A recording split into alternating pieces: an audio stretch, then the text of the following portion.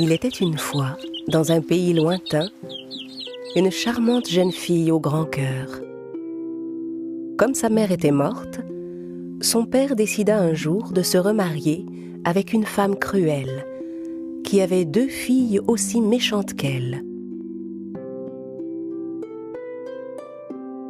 La marâtre et ses filles traitaient la jeune fille très durement. « Va-t'en, tu n'as pas à t'asseoir à notre table. »« Allez, tu n'as rien à faire avec nous. » « Oups, ma tasse est tombée. Ramasse-la et nettoie. Allez !»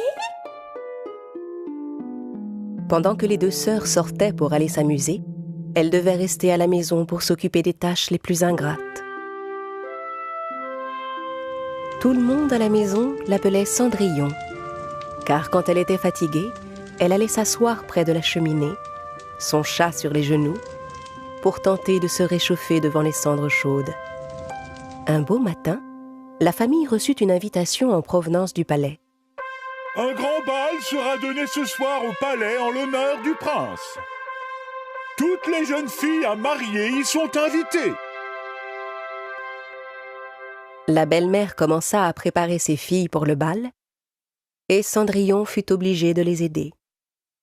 « Vous devez être les plus belles jeunes filles du bal ce soir. Vous devez absolument plaire au prince. » « Pourquoi je n'ai pas le droit d'y aller, moi? Toutes les jeunes filles à marier sont invitées, après tout. » « Vraiment? Et tu comptes te rendre au bal du palais habillée comme ça, peut-être ?»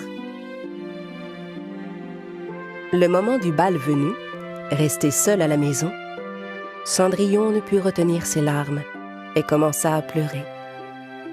Au même moment, une vive lumière éclaira soudain la cheminée et au travers de cette lumière, une belle fée apparut. Cendrillon n'en croyait pas ses yeux, car cette fée n'était autre que sa mère. « Oh, mère !»« Bonjour, trésor. Je suis venue t'apporter mon aide. Toi aussi, tu vas pouvoir aller au bal du palais. »« Vraiment? Mais comment ?»« Mais voyons, grâce à mon aide. Va au jardin et rapporte-moi la plus grosse citrouille que tu peux. Et toi, petit chat, va vite m'attraper cette belle souris. » D'un coup de baguette magique, la fée transforma la citrouille en un magnifique carrosse. Puis elle dirigea sa baguette vers les souris. La première fut instantanément changée en cocher. Les 6 autres devinrent 6 beaux chevaux blancs. Et à ton tour maintenant. J'ai l'air d'une vraie princesse. Mais mère, je ne sais pas danser. Et si jamais le prince m'invitait, de quoi est-ce que j'aurais l'air?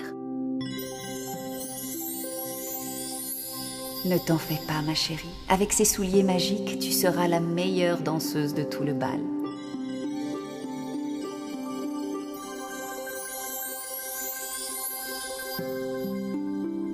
Il faut que tu danses avec le prince. Mais surtout, n'oublie pas, mon ange. Au 12e coup de minuit, la magie disparaîtra. Tu dois absolument quitter le bal avant que minuit sonne. Oh, merci, merci, mère, c'est tellement merveilleux. Je serai rentrée avant minuit, je vous le promets. Mère, est-ce que nous nous reverrons? Je suis toujours à tes côtés, mon trésor.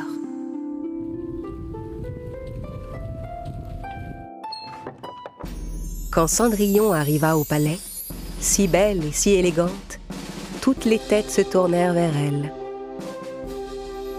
Même ses méchantes sœurs ne purent la reconnaître. Et bien sûr, le beau prince fut immédiatement subjugué par sa beauté. Le roi et la reine aussi furent charmés par Cendrillon. Quelle charmante jeune fille! Voilà ce que j'appelle une princesse digne de ce nom.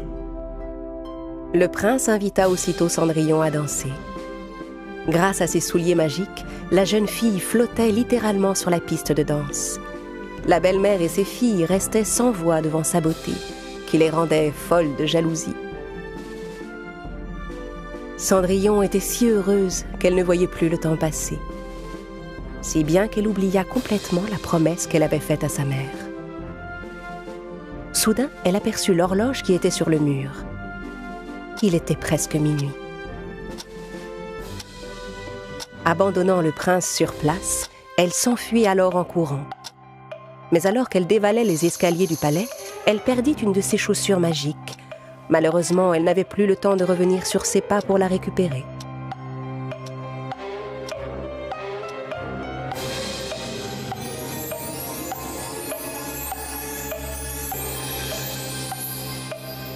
Le prince, qui courait derrière elle, trouva la chaussure sur une marche et la ramassa. Trouvez la jeune fille à qui appartient cette chaussure. Traversez tout le pays s'il le faut, mais retrouvez-la moi. Les gardes du palais parcoururent tout le pays, frappèrent à toutes les portes et firent essayer la chaussure à toutes les jeunes filles du royaume. Mais le soulier n'allait à aucune d'entre elles. Finalement, ils arrivèrent à la maison de Cendrillon, où les 2 filles de la belle-mère essayèrent la chaussure. Mais poussez plus fort, enfin, ça va rentrer! Mais oui, voyons, ma fille a les pieds un peu gonflés en ce moment, la fatigue sûrement. Mais le soulier n'allait à aucune des 2 filles. Heureusement, le capitaine des gardes s'était rendu compte qu'il y avait une 3e jeune fille dans la maison. Il y a une autre jeune fille ici. À peine Cendrillon eut-elle mis le pied dans la chaussure, les gardes furent convaincus que c'était bien la sienne, car elle lui allait parfaitement.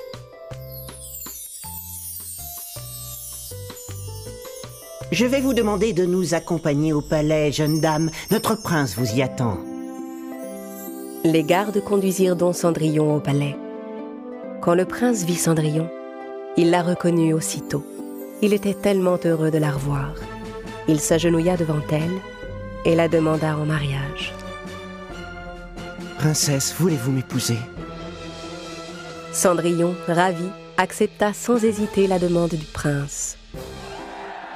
Et ensemble, ils vécurent heureux pour toujours.